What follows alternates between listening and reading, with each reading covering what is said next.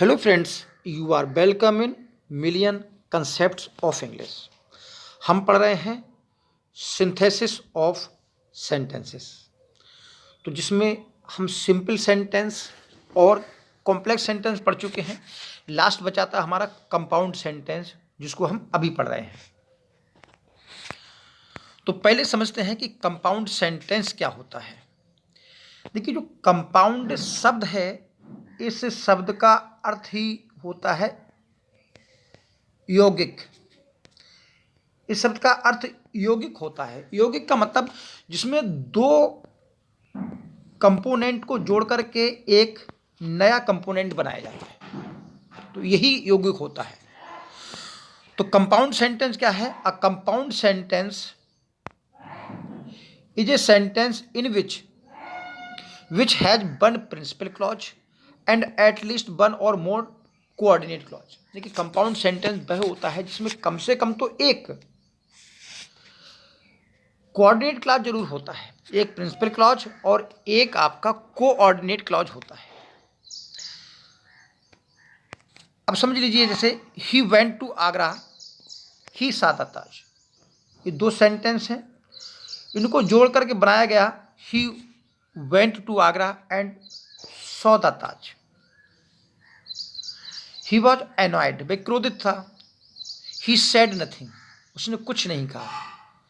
तो जो विरोधी वाक्य है, तो he was annoyed but he said nothing. तो हमने इनको जोड़ा, पहले सेंटेंस को एंड से जोड़ा और दूसरे को बट से जोड़ा। अब समझने की बात यह है कि प्रिंसिपल क्लॉज क्या होता है और कोऑर्डिनेट क्लॉज क्या होता है, उसको समझते हैं। देखिए, कंपाउंड सेंटेंस में आपके दो क्लॉज होते हैं। एक होता है प्रिंसिपल क्लॉज और दूसरा होता है कोऑर्डिनेट क्लॉज। प्रिंसिपल क्लॉज को बोलते हैं जो मुख्य वाक्य होता है, मेन वाक्य होता है।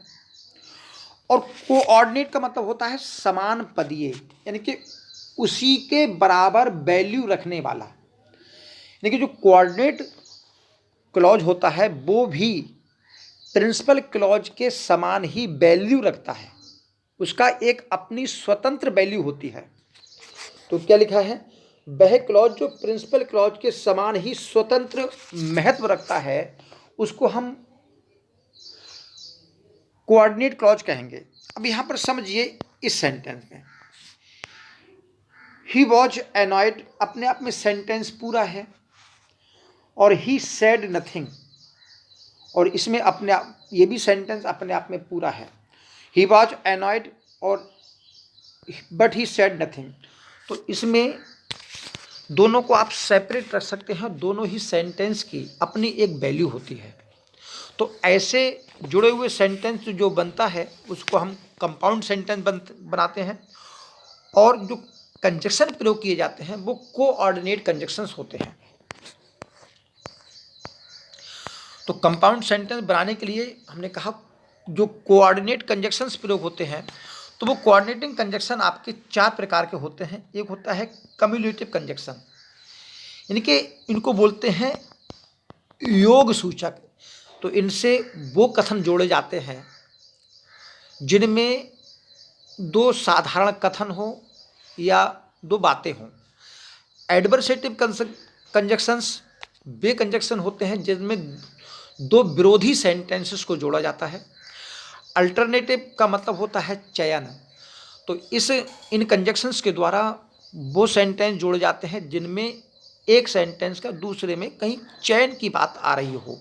और इलेटिव का मतलब होता है परिणाम। तो इनमें रिजल्ट दर्शाने वाले, यानी एक सेंटेंस की स्थिति का दूसरे सेंटेंस में रिजल्ट दर्शाते हैं। तो इससे इन कंजक्शन से उन सेंटेंसेस को जोड़ा जाता है। चलिए पढ़ते हैं। अब हमने पढ़ा था कम्युलेटिव कंजक्शन। तो कम्युलेटिव का मतलब ही योग बताया था। तो इन कंजक्शन के द्वारा समान भाव वाले दो कथनों को जोड़ते हैं। और ये कंजक्शंस हैं आपके एंड, एज वेल एज का मतलब साथ साथ, not only but also, both and. तो ये आपके कम्युलेटिव कंजक्शन है। He went to Agra, he saw the Taj, हमने एंड से जोड़ दिया। He helped me, he gave me money, he helped me and he gave me money. He is diligent employee, he is an honest employee, तो इसको क्या जोड़ा, he is not only diligent employee, वो ना केवल एक मेहनती या तल्लीन रहने वाला कर्मचारी है, but also an honest employee. तो हम नॉट ओनली बट आल्सो से बोथ एंड से भी जोड़ सकते हैं। दूसरा है एडवर्सेटिव कंजक्शन। तो देखिए कंपाउंड सेंटेंस सरल होते हैं और दूसरे इनमें दोनों ही सेंटेंस की अपनी वैल्यू होती है। एडवर्सेटिव कंजक्शन, इन कंजक्शंस के द्वारा विपरीत भाव वाले दो कथनों को जोड़ते हैं।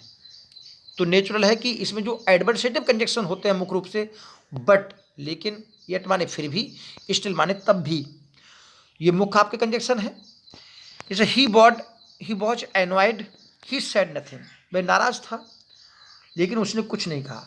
तो नाराज होने के बावजूद उसे कुछ कहना चाहिए था लेकिन उसने कुछ नहीं कहा। तो ऐसे में हम जो एडवर्सेटिव कंजक्शन बट है उसे हम जोड़ देते हैं। He is slow, he is sure, वह धीमा जरूर है लेकिन वह विश्वस्त है, तो but he is sure. He worked hard, he failed, तो ही वर्कड हार्ड, उसने कठिन परिश्रम किया, स्टिल, तब भी, ही फेल्ड, वह फेल हो गया। तो समझ गए हो गया एडवर्सेटिव कंजक्शन।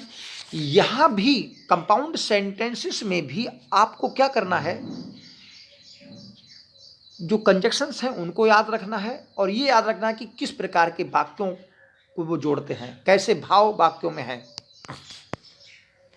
अब अल्टरनेटिव कंजक्शन, इसका मतलब अल्टरनेटिव जो शब्द है इसका अर्थ ही होता है ऑप्शन, इनके चयन करना। तो इन कंजक्शंस के द्वारा उन कथनों को जोड़ते हैं जिनमें दो विकल्पों में से एक के चयन का बोध कराते हैं। तो कंजक्शन हुआ और, आइदर और, नाइदर नॉर, अदरवाइज। और चलिए जो सेंटेंस है, you are mad, you feign madness, या तो तुम पागल हो या पागल होने का जो है नाटक कर रहे हो। तो आइदर यू आर मैड और यू फेन मैडनेस, इसको इस तरह भी जोड़ सकते हैं, यू आर मैड और यू फेन मैडनेस, दोनों जोड़ सकते हैं।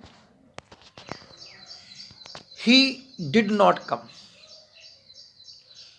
ही did not send any message, ना तो वो आया और ना ही उसने कोई मैसेज भेजा। तो neither he came nor he send any message.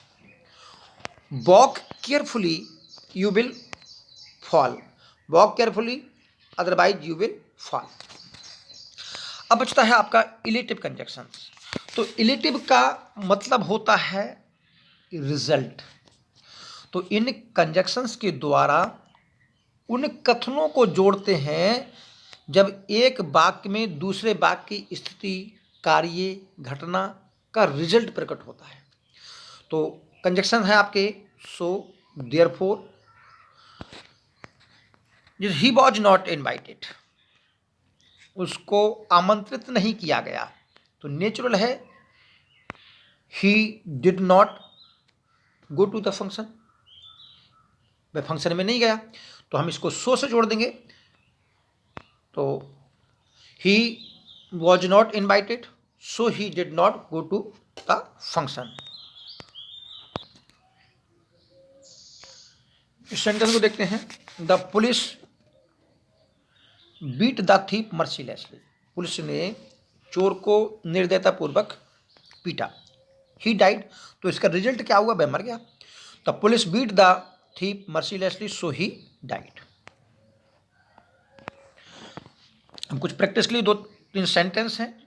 Night came the room grew dark, night came and the room grew dark, अगर परिणाम मानते हो इसको तो इसको सो भी से जोड़ सकते हो, दोनों ही सही रहेंगे।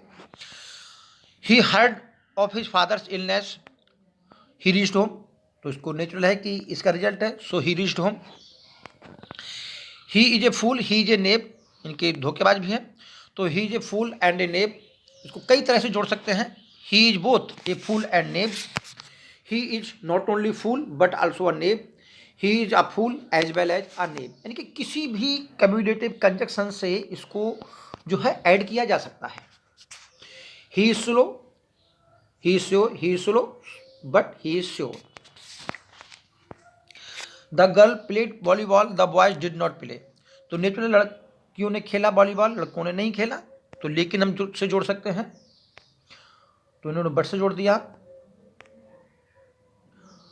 The girls played volleyball but the boys did not play.